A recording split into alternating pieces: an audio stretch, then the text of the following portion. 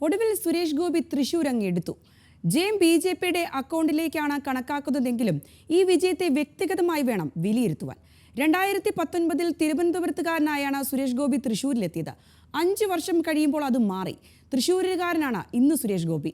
ആ മാറ്റം തന്നെയാണ് ജയത്തിന് പിന്നിലെ പ്രധാന ഘടകം. ആധികാരിക ജയമെന്ന് പറയുമ്പോഴും വിവാദങ്ങൾ ഇപ്പോഴും ഈ നേട്ടത്തിന് കരിനിഴൽ വീഴ്ത്തുന്നുണ്ട്. മാർഗമല്ല, ലക്ഷ്യമാണ് പ്രധാനം.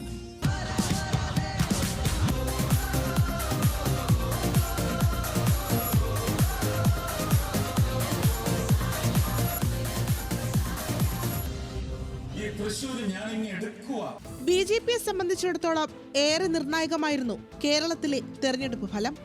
BJP ദേശീയതലത്തിൽ കരുത്താർജിക്കുമ്പോഴും കേരളത്തിൽ വേരുറപ്പിക്കാൻ ഏറെ പാടുപെട്ടിരുന്നു. ഇവിടെയാണ് BJP സുരേഷ് ഗോപിയിലൂടെ വിജയം കണ്ടത്.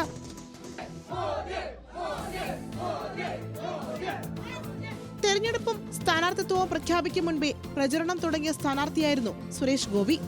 BJPയെ സംബന്ധിച്ചിടത്തോളം മറ്റൊരു പേര് ആ മണ്ഡലത്തിൽ അവർക്ക് പരിഗണനയിൽ ഇല്ലായിരുന്നു താനും. പ്രധാനമന്ത്രിയുടെ പിന്തുണയോടെ തൃശൂരിൽ വീണ്ടും ജനവിധി തേടി സുരേഷ് ഗോപി ഇറങ്ങിയപ്പോൾ തന്നെ ഇരു മുന്നണികളും കരുതലോടെ തന്നെയാണ് നീങ്ങിയത്. തൃശൂരിൽ CPM-ന് കൂടി സമ്മതനായ VS സുനിൽകുമാറിനെ നിർത്തുമ്പോൾ ശക്തമായ മത്സരമുണ്ടാകുമെന്ന് തന്നെയായിരുന്നു വിലയിരുത്തൽ. പത്മജ വേണുഗോപാൽ തെരഞ്ഞെടുപ്പിന് മുൻപ് BJPയിലേക്ക് എത്തിയതോടെ ചിത്രം ആകെ മാറി. ഇതോടെ കോൺഗ്രസിന്റെ ട്രബിൾ ഷൂട്ടറായ K മുരളീധരനെ വടകരയിൽ നിന്ന് തൃശൂരിലെത്തിച്ചു.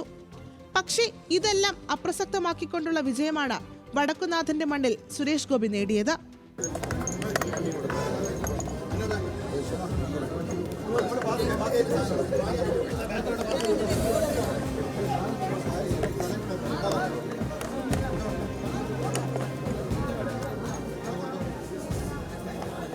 വിജയിക്കാനുള്ള ഘടകങ്ങൾ ഏറെയായിരുന്നു. പ്രധാനമന്ത്രി മുന്നിൽ നിന്ന് നയിച്ച പ്രചരണം, മണ്ഡലത്തിലെ BJP അനുകൂല തരംഗം, പത്മജ വേണുഗോപാലിന്റെ വരവ്. പക്ഷേ ഇതിനേക്കാളെല്ലാം ഉപരിയായി നിർണായക ഘടകമായ ഒന്നുണ്ട്. മണ്ഡലം കേന്ദ്രീകരിച്ച് സുരേഷ് ഗോപി നടത്തിയ പ്രവർത്തനങ്ങൾ, പാർട്ടി പ്രവർത്തകരുടെ കൂടെയും അല്ലാതെയും നടത്തിയ പ്രവർത്തനം. തെരഞ്ഞെടുപ്പ് അടുത്തതോടെ വോട്ടർ പട്ടികയിൽ പേര് ചേർക്കാത്തവരുടെ പേര് ചേർക്കാൻ നടത്തിയ ശ്രമം, അതിന് ശ്രദ്ധ നൽകാത്ത പ്രവർത്തകരെ പരസ്യമായി ശാസിക്കുന്ന നേതാവായി. പാർട്ടിയുടെ താഴെത്തട്ടിലും സംസ്ഥാന നേതൃത്വത്തിലും സുരേഷ് ഗോപിയുടെ എതിർപ്പുണ്ടായിരുന്നുവെങ്കിലും അതെല്ലാം മാറ്റിവെച്ച് തന്നെ പ്രവർത്തകർ രംഗത്തിറങ്ങി.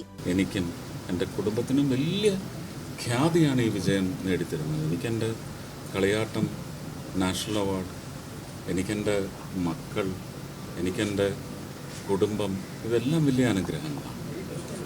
പക്ഷേ ആ അനുഗ്രഹം എന്ന് പറയുന്ന സ്ഥിതിക്ക് മേൽ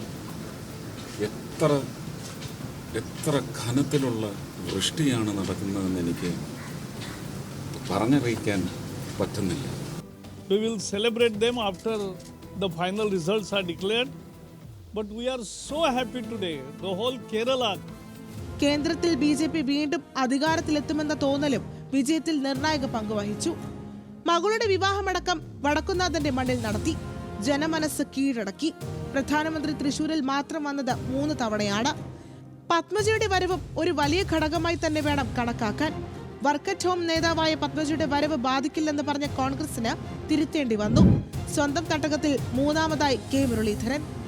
സുരേഷ് ഗോപിയുടെ ജയത്തിന് പൊന്നിന്റെ വിലയുണ്ടെങ്കിലും ആരോപണങ്ങൾക്ക് പഞ്ഞമില്ല. ഏകദേശം 10,000-ഓളം വോട്ടർമാരെ ആലത്തൂർ മണ്ഡലത്തിന്റെ ഭാഗമായ പൂങ്കുന്നിൽ നിന്ന് തെരഞ്ഞെടുപ്പ് കാലത്തെ തൃശൂരിലെത്തിച്ച് വോട്ടർ പട്ടികയിൽ പേര് ചേർത്തെന്ന് ഇടതുമുന്നണി ആരോപിച്ചിരുന്നു. വ്യാജ വാടക ചീട്ട് തയ്യാറാക്കിയായിരുന്നു ക്രമക്കേടെന്നാണ് KP രാജേന്ദ്രൻ അടക്കമുള്ള മുതിർന്ന നേതാക്കൾ ആരോപിച്ചത്. ആരോപണം ശരിവച്ചാൽ പോലും ഭൂരിപക്ഷം ഇതിന്റെ ഇരട്ടിയാണെന്നതിനാൽ ആ വ്യാജ വോട്ടുകൾ മാത്രമല്ല സുരേഷ് ഗോപിയുടെ ജയം നിർണയിച്ചത്. സ്ത്രീകൾക്കിടയിൽ ലഭിച്ച സ്വീകാര്യത വലിയ ഘടകമായി എന്ന് വേണം കരുതാൻ.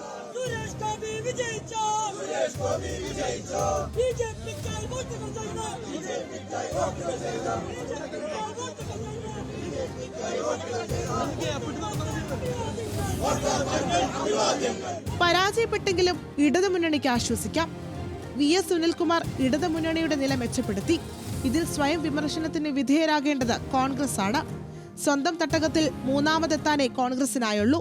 വടകരയിൽ നിന്ന് K മുരളീധരനെ എത്തിച്ചിട്ടും കോൺഗ്രസിന് മുൻകാലങ്ങളിലെ വോട്ട് വിഹിതം നിലനിർത്താനാകാതെ പോയി. News desk, news Malayalam.